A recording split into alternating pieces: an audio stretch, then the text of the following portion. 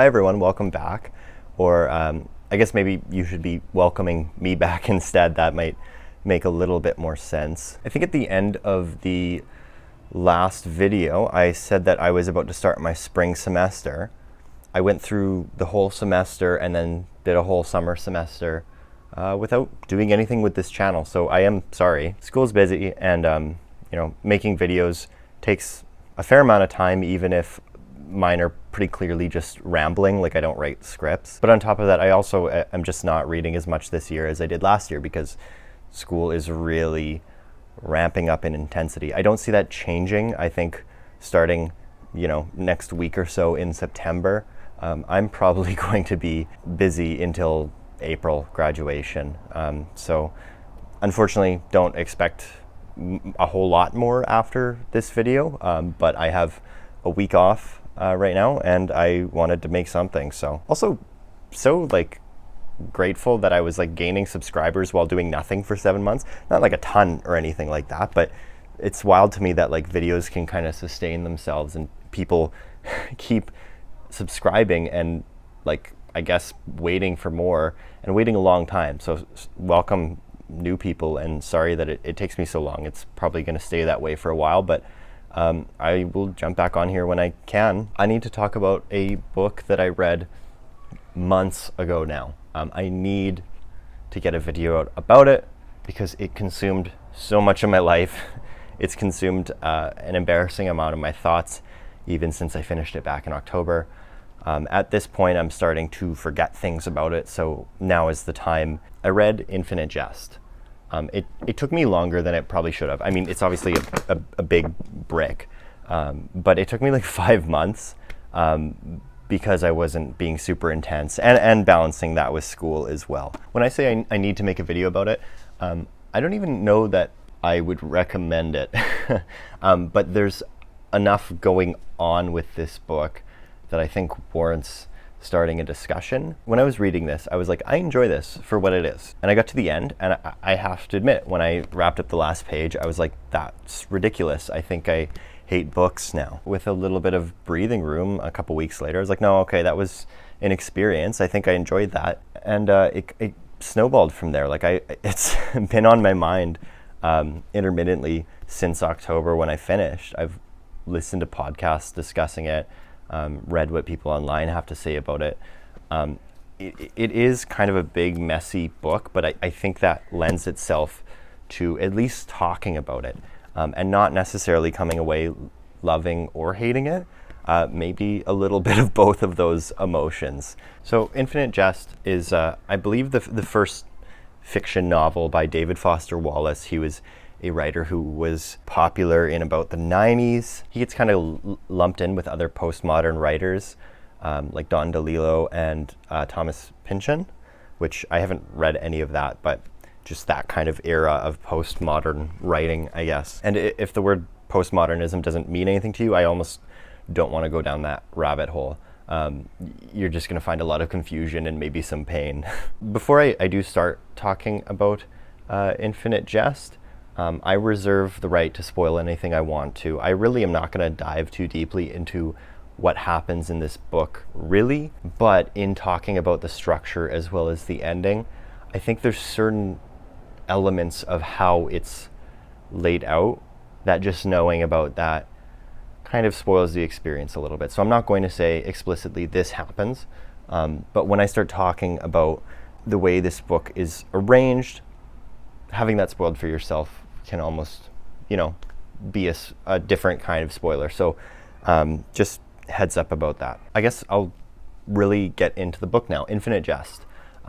What is it about? Infinite Jest is obviously sprawling. It's got lots of chapters to it, and it covers a lot of different characters and plot lines, all kind of interweaving, but it largely focuses on two main characters. There's Hal Incandenza, who is a teenage boy. I believe he's about 16, maybe a little bit younger, maybe 15.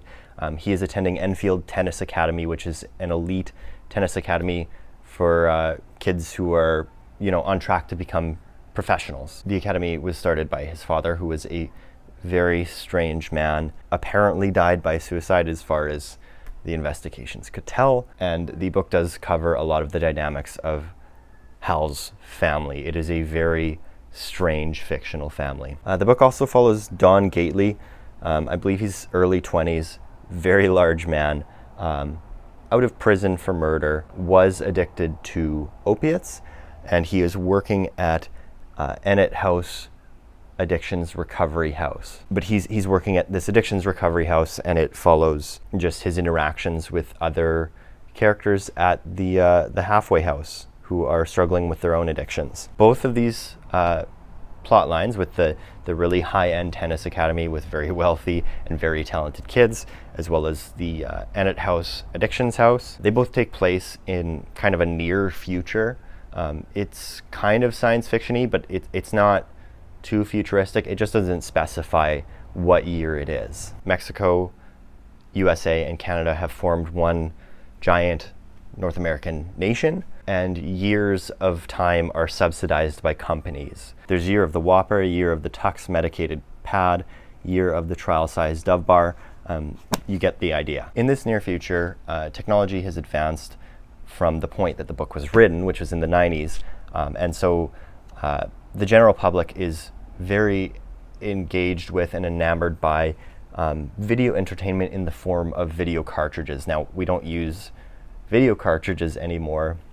David Foster Wallace was making a guess about where society would go. The fact that he got that part wrong, that we don't use video cartridges anymore, is, I think, less important than what he's saying, which is that people are really glued to entertainment, which I will touch on in a bit. On top of everything I just said, there is a Quebec separatist group who wants to break up this united front of the States, Canada, and Mexico and return to separate countries. They are tracking down a video cartridge. It's kind of a myth. It's called Infinite Jest. It is rumored that this piece of entertainment is so engaging that anyone who lays eyes on it will continue watching it and rewatching it until they die of starvation. So these Quebec separatists are trying to track down this entertainment because they can then make copies of it, send it to people, and someone pops it in their video player and they will just watch it forever until they die. While I was explaining all of that to you, if you were thinking this sounds insane,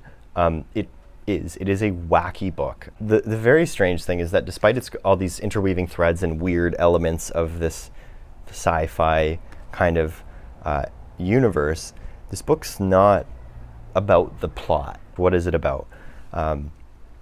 It's hard to pin down, and I think that's why this book has captured so many people. It's almost anti-entertainment and anti-literature. It feels like David Wallace was trying to write something that really pushed the idea of what a novel could be in terms of engagement as well as how it's laid out. Each chapter focuses on a different character, and at the beginning of the book, it introduces a new character each chapter for so long, you maybe don't revisit a character until like 250 pages into the book. So at the beginning, it's introducing more and more people, and you're going, what is going on? Is this like a collection of short stories?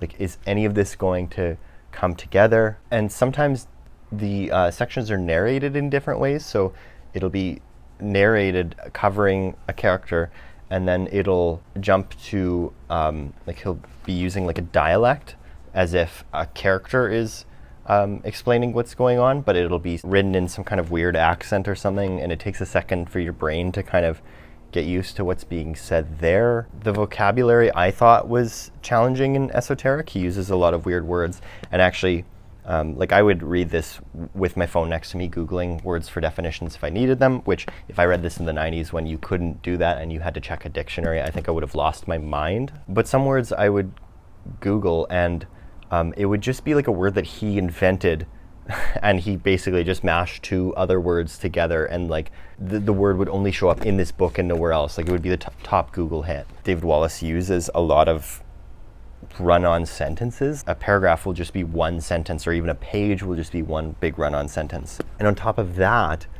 it has footnotes. So you'll be reading and you'll see a footnote symbol, and all of the footnotes are at the back of the book. But then the footnotes start to get absolutely crazy. Like there are some footnotes that are 10 pages long.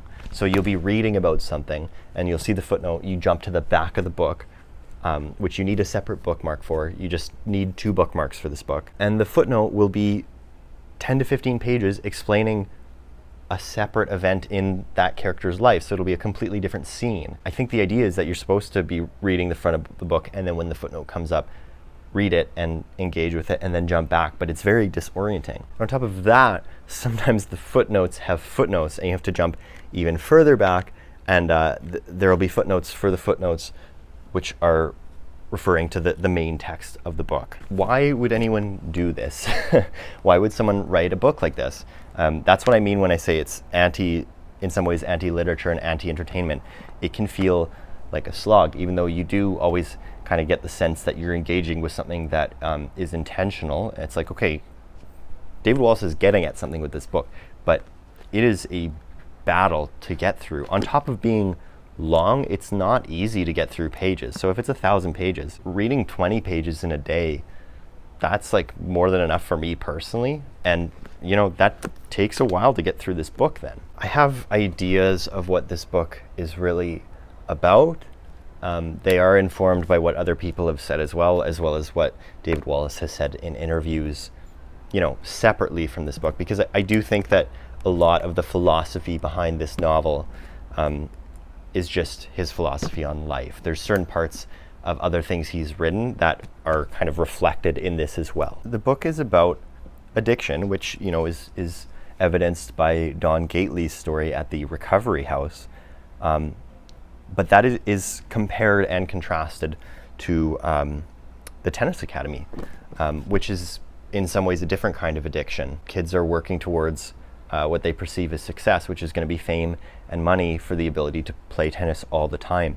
But it's a very regimented schedule. You're on a sleep and diet schedule. You are playing so much tennis that these kids are throwing up and injuring themselves all the time. You are kind of destroying your body to be able for the chance to play at that high of a level, which is what high level sports is in real life.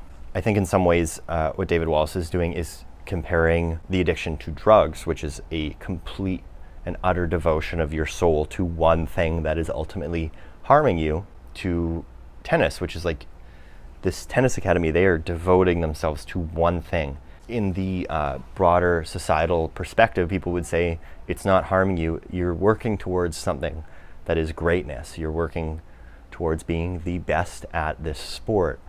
But is it worth it? These kids are teenagers. They don't necessarily even know what they want to do with their life, and they're dedicating their life so singularly focused at tennis. They're working towards fame and fortune, and that is seen as a good thing. Well, yeah, it's like probably better than dying by drug overdose, but how important is it? I'm not saying that it's not important. I think a big part of what David Wallace does in this, as well as in other things he's written, is bring attention to the fact that we have one life and we get to choose where to focus our energy. Sometimes the line between what is culturally appropriate to focus our energy on and culturally kind of stigmatized or shamed, sometimes that's not very clear. I don't think he's saying, well, tennis stars are just as troubled as people struggling with drug addiction, but there are a lot of parallels between the characters and the trials and tribulations they go through. It's not like the characters at the tennis academy are happy all the time, far from it. So I think he's just drawing an interesting comparison there. On top of that, a lot of the high-performing athletes at this tennis academy use drugs in their spare time. They find ways to skirt the drug tests, and they're using stimulants or, just any kind of illicit drug in their spare time recreationally, which lots of, teenagers do. I think he's drawing an interesting comparison between people who their lives are lost to substance use and people who are high functioning and can kind of get away with it. Now, does that mean it's healthy that they're doing that? No. I don't know what the point of drawing this comparison is for David Wallace, and I'm not even sure he has one. Like, this book's not preaching anything to you. It's presenting these situations in which people are going through struggles. Devoting yourself to athleticism, is that good or bad?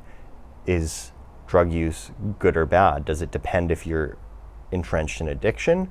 What about if it's, you're functioning while you do it? I don't think he has really strong opinions about all of this that come through in the book. I think he kind of leaves it for you to form your own thoughts about. I also think a different way to phrase the theme of addiction in this book might be, well, like I said, choosing what to devote your time and energy to, but also indulgence. I think David Wallace has a lot to say about a cultural distaste and even a cultural phobia of boredom, or maybe not boredom, but like the absence of pleasure. When this book came out, I think David Foster Wallace was, in his own words, like pretty addicted to television. Like, he would, if he was left to his own devices, he would watch hours and hours of TV, and I think that's something that he struggled with, amongst other substances. I think he was at one point an alcoholic,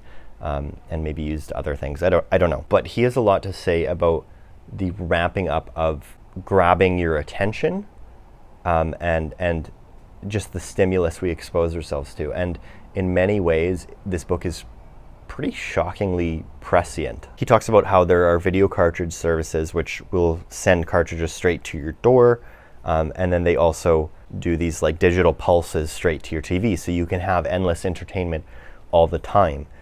So people wind up watching hours and hours of TV. It's at your fingertips. You pick what you're watching, and it's beamed right to your television set. Does that sound familiar? That's Netflix. That's streaming services. At whatever point that David Wallace wrote this, he kind of saw the writing on the wall, and I think he saw, like, we are going to have shorter and shorter attention spans and either become addicted to entertainment or stimulus, or just not be able to tolerate the absence of it as much. And I do believe that's true. I'm not going to pull up studies for you, and this is just anecdotal, but I do think that my attention span is worsened in the internet age, where any form of television or content is available at your fingertips.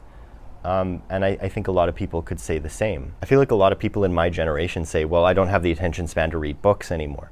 And myself included. And I don't think that's coincidence with the point in time that social media and streaming services kind of started gaining popularity. And actually, just as a side note, like, YouTube is social media, but I think part of this channel and this project was a way for me to engage with books and be motivated to engage with books more, because I hadn't read books for years before I started this channel, and I'm reading more now than I ever have. So anyways, the characters in this book are enraptured by so many different things, be it substances or different forms of entertainment. And remember, I said that the terrorist separatist group is looking for a piece of entertainment that is so entertaining you'll watch it until you die of starvation. I think in making a book that reflects on what we are choosing to devote our time to, the reason David Foster Wallace chose this structure and made it so impenetrable and frustrating to read is, I think what he's getting at is you get to choose whether to engage with something like this, and it in some ways it feels like work. And I think what he was hoping is that if you put in the work and you try to pay attention and focus, your time will be rewarded. Now, I do feel that mine was. This book was well worth it for me. I could see myself reading it again. I don't know that that will be the same for everybody. I think it's possible that you might be wasting your time. So this isn't a recommendation video, even though I really, in the end, appreciated my time with it, and I'm glad I did it. I think part of why I enjoyed this book was because I was able to just appreciate each chapter as it came and kind of take in what was being delivered to me, because it does jump around, it introduces new characters, it's kind of disorienting.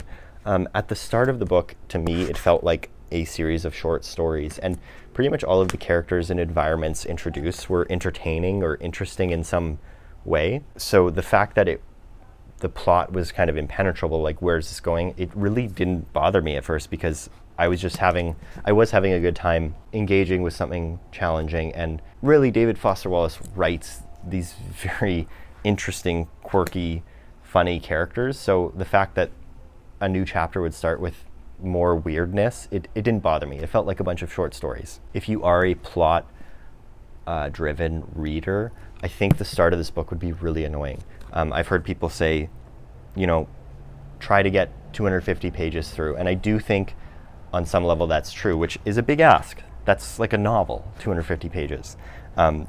That's when characters start to come back and things start connecting. And you'll be like, oh, I've seen this character before, and they're interacting with this person. And the plot does start weaving together. You do have to pay attention to see it happen, but it does start happening. Now, again, that's a significant buy-in, so I can't fault you if you're just like, I don't want to do that.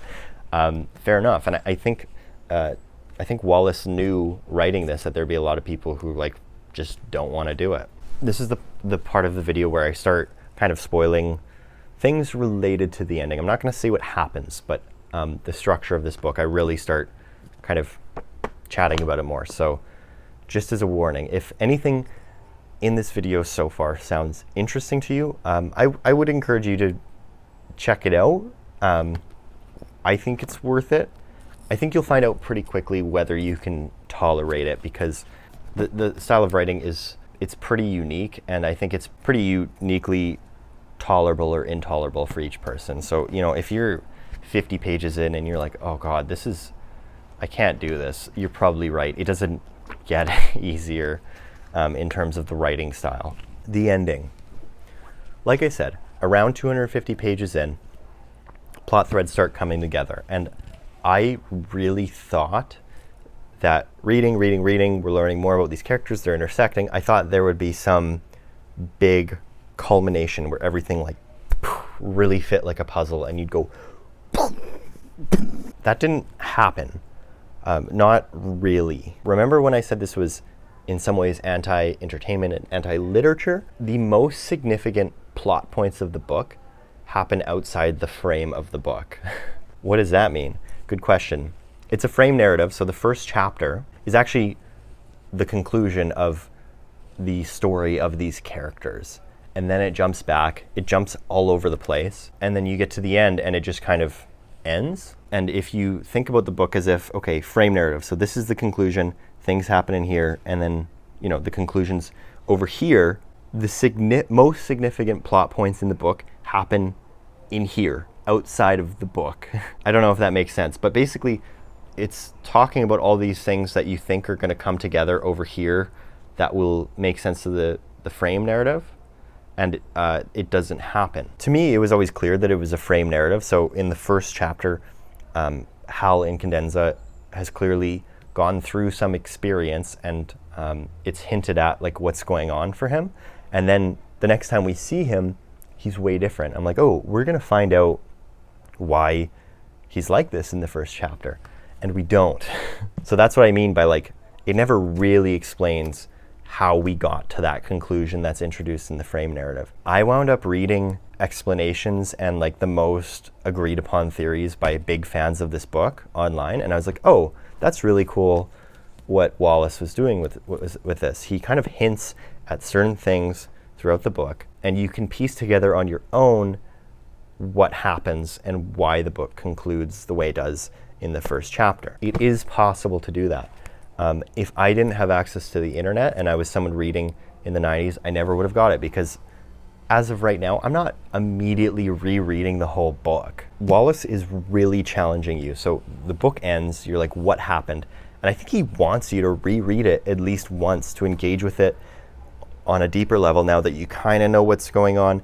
And he wants you to pick up on these threads that explain where everything ultimately goes. I could not be possibly bothered to reread this whole thing immediately. I'm so thankful that there are blogs and Reddit posts and stuff dedicated to this book, because I wound up looking up what happens, and it's very cool, what Wallace does, I would have been very frustrated. And when I finished this book, I was kind of frustrated. I was like, that's it. Okay, I thought it would be clear to me what happened. And then I looked up what happened to the best of other readers' ability to deduce that. And I was like, oh, that's okay, that's all in there. All the hints are in here. It's just as you're reading, you're so focused on jumping between footnotes and trying to remember characters and being like, oh, this character shows up here, weird. And like you're so fixated on all the weirdness going on that it's easy to lose sight of how that frame narrative comes to its conclusion. So you really do need 2 reads to get through to that. I just would not have possibly been able to do that. Now, I do think it's possible I'll read this again, and now that I've read it once, I think I'll be able to go find those moments that I'm talking about, and it'll feel really cool. It fits together kind of like a really strange puzzle. I just would have been so choked if I read this in an era without the internet. It's like he wrote this big novel where he's encouraging you to devote your time to it and to really focus on what's happening, but on top of that, he's making it as difficult as possible to focus on what's happening because if you think about the time that it was written in, so you can't just look up definitions of words on your phone, which is what I did a lot in this book. You'd have to jump to another text and get your dictionary, look that up, or just like not know what's being said sometimes. In addition to that, you'd have to jump to footnotes and then footnotes on footnotes, and your attention is being intentionally split by Wallace all the time. He's really just like pushing you to engage with this thing that feels like work a lot of the time. And for me, it was strange enough and a strange enough experience that I was engaged, and I'm glad I did it. It is like nothing else I have read, but it does not feel like a traditional novel in a lot of ways, and I can't possibly recommend that everyone stick it out the entire way through. I think if you read the first chapter and you really enjoy the writing style, keep going. If you read the first 100 pages and you've hated every second of it, I cannot possibly imagine it's going to be worth it for you, even 100 pages in, which is 1/10 of the book. But yeah, it's like the writing style stays the same the whole way through. So if it's really frustrating for you, think about whether it's worth it to you to be frustrated the whole time. Yeah, it's a book about addiction, indulgence, pleasure, devotion, worship. It's about life. I think it's asking, should life be only about pleasure? Is suffering inevitably intertwined with that? Is work valuable? Is there enjoyment to be found in work? Is there enjoyment to be found in boredom or the absence of pleasure? I work in addictions recovery, and I generally don't like the internet. Like, I'm not a big fan of social media, and I'm not crazy about a lot of streaming services and Netflix and stuff. So these are all subjects that are pretty near and dear to me. I like thinking about what it's worth spending your time on with the limited time that we have. So a lot of what's being talked about in this book was well worth it for me. And I think it did provide me with new insights about how I want to spend my time on Earth. But I had to read it to get those insights, and reading it could be a huge pain in the butt a lot of the time. That's it. That's what I have to say about Infinite Jest. I am really excited and curious to hear what people have to say about it in the comments. I hope if you've read it and you're going to comment on this video, hopefully try not to spoil it for other people. If you have any questions because you haven't read it and you're like, can you clarify something for me? I will try to the best of my ability to clarify things for you. But I do think this is a book that is worthy of discussion, not because it's phenomenal, although I think in some ways it is brilliant. I think in other ways it's really divisive and annoying. So it's definitely like a love-hate thing for me. In the end, I think more love than hate.